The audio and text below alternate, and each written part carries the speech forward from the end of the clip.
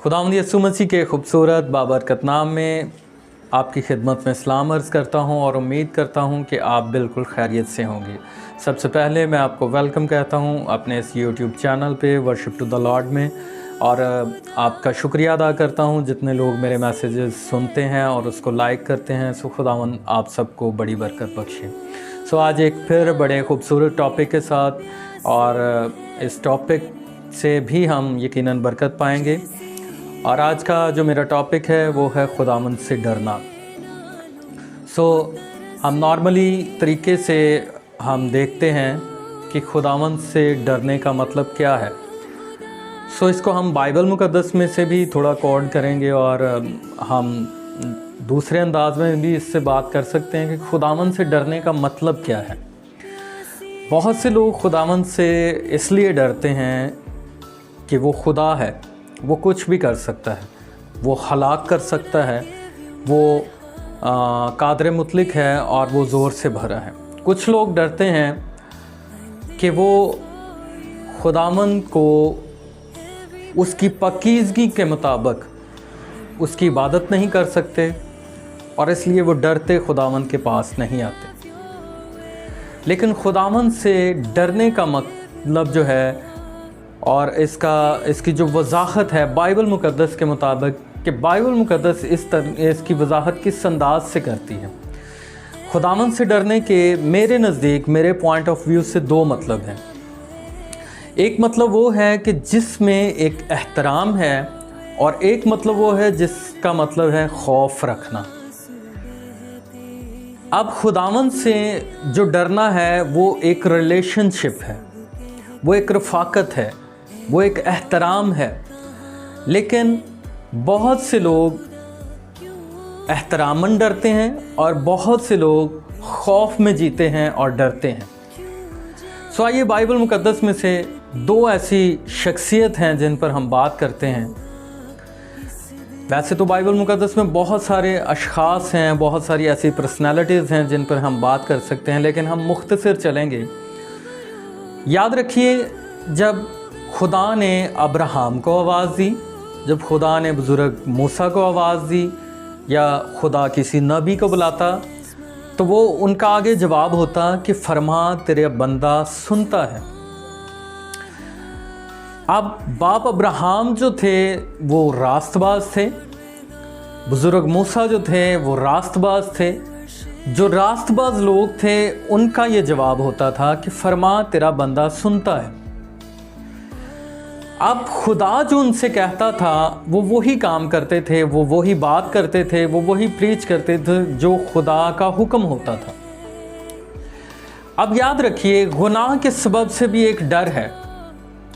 इनका डर जो है, इनका एहतराम में डर है कि वो खुदा के आगे झुक जाते थे और कहते थे कि फरमा।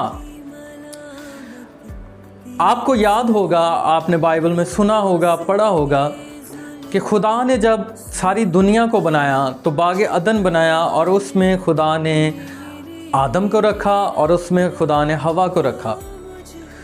खुदा ने पूरा बाग उनको दिया कि ये तुम्हारा बाग है, तुम इसमें जो चाहो जैसे चाहो इसमें फिरो और जिस फल को खाना चाहो तुम खा सकते हो।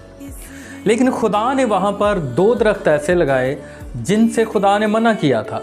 एक नेक व बद की पहचान का दरख्त, और दूसरा जो दरख्त था वो गुनाह की पहचान का दरख्त था, हयात का दरख्त था। अब खुदा ने मना किया था आदम को कि इसमें से ना लेना। जब वो सारी स्टोरी से आप वाकिफ़ हैं, इब्लीस ने उनको वर्गलाया और हवा ने फल लिया, खाया, और उसने अपने शोहर को भी दिया। जो मेरा पॉइंट है डरने का, हम उस पे आते हैं। अब जब आदम ने वो फल खा लिया तो उसने अपने आप को छुपाया, और खुदा ने जब उसको आवाज़ दी कि ए आदम तू कहाँ है, तो आदम ने चूँकि अपने आप को छुपा रखा था, वैसे तो खुदा जानता है, खुदा सब कुछ जानता है। खुदा ये भी जानता था कि आदम ने नाफरमानी कर ली है, उसने वो फल खा लिया है जिससे मैंने आदम को मना किया था। लेकिन आदम ने अपनी सोच से कि मैं खुदा से छुप सकता हूँ, उसने छुपाया खुद को। जब खुदा ने कहा कि तू कहाँ है, तो उसने कहा मैंने बाग में तेरी आवाज़ सुनी और मैं डरा, इसलिए मैंने अपने आप को छुपाया। सो खुदा ने उससे कहा कि क्या तूने वो फल खा लिया? सो वो सारा वाक़या आप ऑलमोस्ट जानते हैं।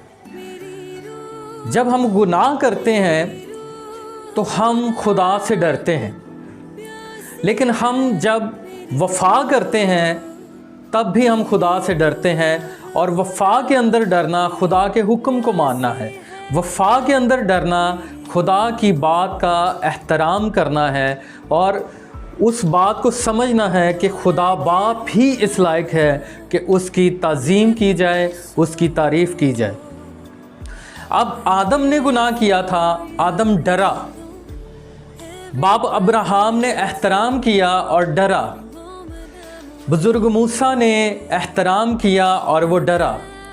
सो आज मैं ये कहना चाहता हूँ कि हम ऐसा ना डरें कि हम खुदा के कदमों में ही ना जाएं।